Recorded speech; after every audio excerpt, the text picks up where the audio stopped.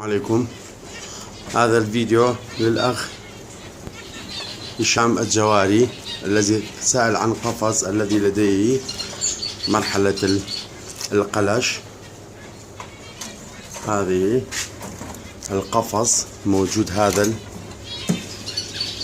الفاصل استخدم 50 سنتيم مرحلة التزاوج هنا وهنا.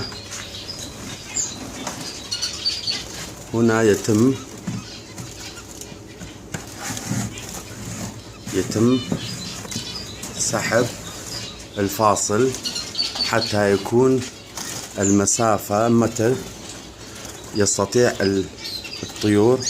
الطيران من مجسم للآخر بشكل السليم وصحي. وارتفاع هنا 40 سنتيم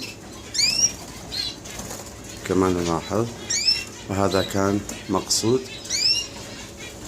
بأن الارتفاع صحيح مهم، بس أهم شيء يكون هناك مجال للطيور داخل القفص مرحلة القلش. وشكرا.